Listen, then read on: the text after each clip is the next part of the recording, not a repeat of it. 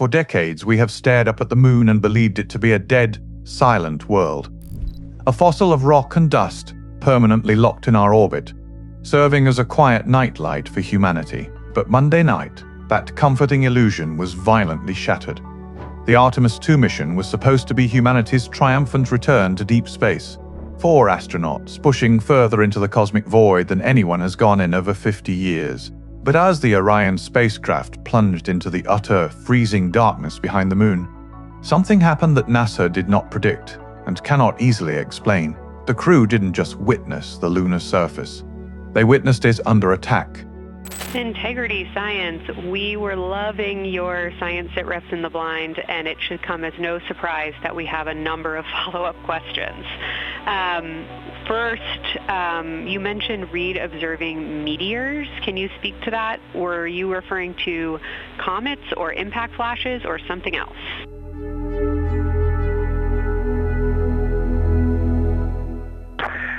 Yeah, there was a little bit of giddiness. We have seen 3 impact flashes so far.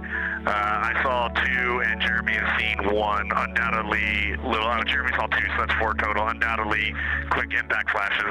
It was not sun glint off of particulate from the thrusters or the purge tanks. It was definitely impact flashes on the moon. And Jeremy just saw another one. Go ahead with your next question. Amazing news. I literally just looked over at the SIR and they were jumping up and down literally. If you could describe where on the moon you saw them, please.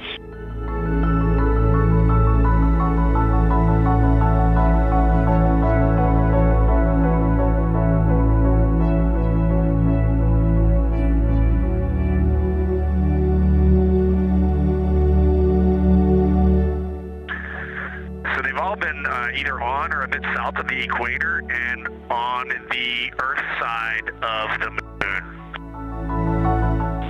Stand by. All right, so Jeremy has seen them kind of on and south of the equator, kind of spread across the moon, and mine were both south of the equator and just a little bit left of center of the moon. Incredible news, Reed, and reminder, we have citizen scientists here on Earth looking for impact flashes, so hearing you saw them on the near side means that people saw them too. A series of sudden, blinding explosions rippled across the desolate landscape in real time, and then, as if perfectly timed by some cosmic director, the signal went dead. A planned communications blackout stretched into an agonizing void. What exactly did the Artemis crew see in the dark? And why is the official explanation leaving so many independent researchers and experts completely speechless? To understand the sheer terror, the absolute awe, and the profound mystery of what unfolded, you have to understand the unprecedented position the Artemis 2 crew was in. This was not a routine orbit. This was not a standard shuttle run to the International Space Station. At its furthest point, the Orion spacecraft reached a staggering record-breaking distance of 252,752 miles from Earth. They were completely severed from the safety net of home, swinging around the far side of the moon at blinding speeds. But the cosmos had arranged a terrifyingly beautiful and incredibly rare alignment just for them. About an hour after the spacecraft swung around the moon's far side, the sun slipped completely behind the massive lunar disk. The astronauts were plunged into a total solar eclipse, but viewed from behind the moon. It is a perspective no human being in the entire history of our species has ever witnessed. A profound, absolute darkness, illuminated only by the faint, ghostly glow of Earthlight. The sunlight reflecting off our home planet's oceans and clouds, casting long, eerie, pale blue shadows across the alien terrain below. Astronaut Reed Wiseman, staring out into this surreal, chilling abyss, transmitted a message back to Earth that sent shivers down the spines of everyone listening in mission control. He said, "Humans have probably not evolved to see what we are seeing. It is truly hard to describe. It is amazing." But that awe quickly turned to alarm, because the surface below them wasn't just dark, it was flashing. Out of the blackness, sudden bursts of light ignited on the lunar surface. To the naked eye, they looked exactly like heavy artillery explosions. In the vacuum of space, there is no fire, no smoke, no sound. There is just the raw, unadulterated release of catastrophic kinetic energy. High-velocity objects were slamming into the moon, and the crew was watching it happen live, trapped in a metal capsule just a few thousand miles above the impact zones. They've all been either on or a bit south of the equator, and on the Earth side of the moon, Reed Wiseman reported, his voice cutting through the static during the live webcast. Astronaut Jeremy Hansen quickly confirmed the sightings, tracking the violent bursts along the lunar equator. Soon after, Victor Glover called out yet another blast, this one striking perilously close to the moon's shadowed south pole. By the time the orbital eclipse ended, the crew had counted 6 distinct, massive flashes. 6 violent impacts occurring right before their very eyes. Now, at first glance, the official explanation from space agencies makes logical sense. NASA immediately stated that this is a natural phenomenon. On Earth, our thick atmosphere acts as a planetary shield. When meteoroids hit our atmosphere, the immense friction causes them to burn up harmlessly, creating the beautiful shooting stars we wish upon at night. But the moon has no atmosphere. There is no friction to slow anything down. Even a rock the size of a golf ball, traveling at upwards of 40,000 miles per hour, hits the lunar dirt with the explosive force of dynamite. It instantly vaporizes the surrounding rock, creating a new crater and a brilliant split-second flash of light. NASA has tracked these lunar impacts for years using ground-based telescopes. They are a known, documented phenomenon.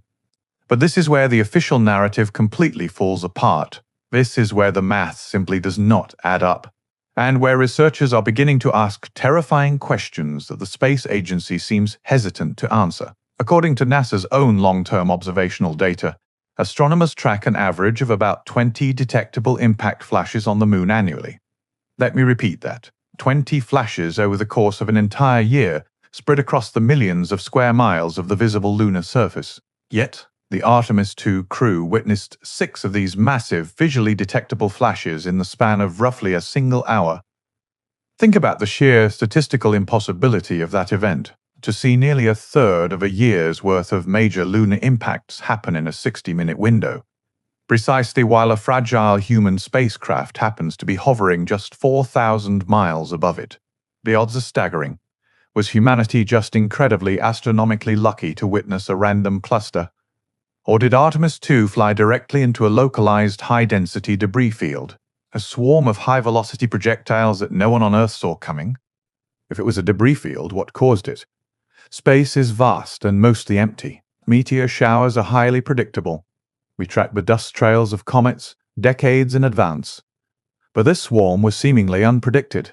Some independent astronomers are already theorizing that this wasn't a standard meteor shower at all. They suggest it could be the suddenly fragmented remains of a much larger, undiscovered near-Earth object that broke apart just before impacting the moon.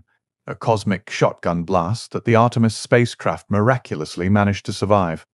But what if we look back through history? Is it possible these flashes weren't meteors at all? For centuries, astronomers have documented something called transient lunar phenomena, or TLPs. Going back to the 1500s, stargazers have reported seeing strange, unexplained flashes, glowing red spots and mists on the lunar surface. Even the Apollo 11 crew, during their historic 1969 mission, reported seeing an unnatural, fluorescent glow inside the Aristarchus crater. For decades, mainstream science dismissed TLPs as optical illusions or faulty telescopes. But the Artemis II footage provides undeniable modern proof that the moon is highly active.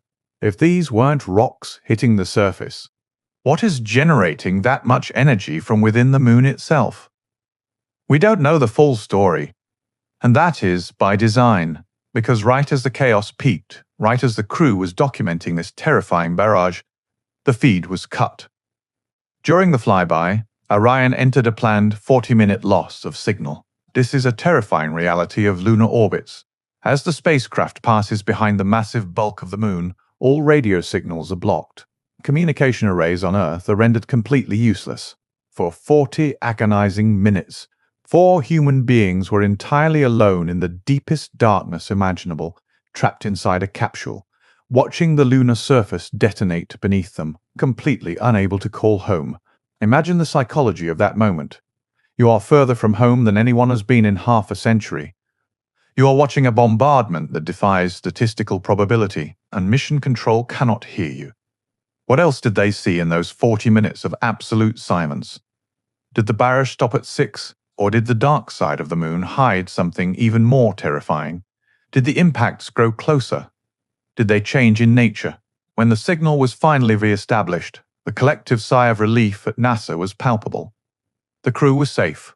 The Orion capsule was undamaged. But the visual data, the high-resolution imagery, the sensor readouts, and the direct video of the anomalies was immediately restricted. Instead of broadcasting the raw feeds of these impacts immediately to the public, the data was securely transmitted back to Earth, carefully compiled and held back. NASA announced that the first images would not be released until a scheduled press conference on Tuesday. A delay like that isn't entirely unusual for raw telemetry data. Spacecraft transmit data in complex packages that need to be decoded and rendered, but in the modern age of instant, high-bandwidth streaming holding back unprecedented visuals of lunar explosions has sparked a massive wave of speculation across the internet. Why the delay? Are they taking time to analyze the impact craters to determine the exact composition of the meteoroids? Are they ensuring the data doesn't compromise future landing site safety for Artemis 3? Or are they verifying that these flashes were, in fact, natural phenomena before releasing them to a public that is prone to panic? The lack of immediate transparency has fed directly into the narrative that something highly classified occurred during that orbital blackout. We are left with the haunting words of Reed Wiseman echoing in our minds. Humans have probably not evolved to see what we are seeing. When he spoke those words, he was talking about the eclipse. He was talking about the sheer, isolating majesty of deep space. But after the explosions, after the impossible statistics, after the deafening 40-minute silence, those words take on a much darker, much more ominous meaning. Perhaps we haven't evolved to see it because we were never meant to. The Artemis 2 mission has proven one thing beyond a shadow of a doubt. The moon is not a dead, quiet world. It is an active, violent, and unpredictable environment. And as humanity prepares to send men and women back to the lunar surface to build permanent, sprawling bases, we have to ask ourselves a very serious question. Are we truly ready for what is waiting for us in the dark? What do you think the Artemis crew actually caught on camera? Was it just a freak, 1 in a million statistical anomaly of random meteor strikes? Or is NASA carefully managing a near-catastrophic encounter with an uncharted debris field, or something else entirely? Let me know your best theories in the comments section below. If you want to stay updated on the raw images when NASA finally drops them, make sure to hit that subscribe button and turn on notifications. The truth is out there, it's close to home than we ever imagined. Thanks for watching and stay curious.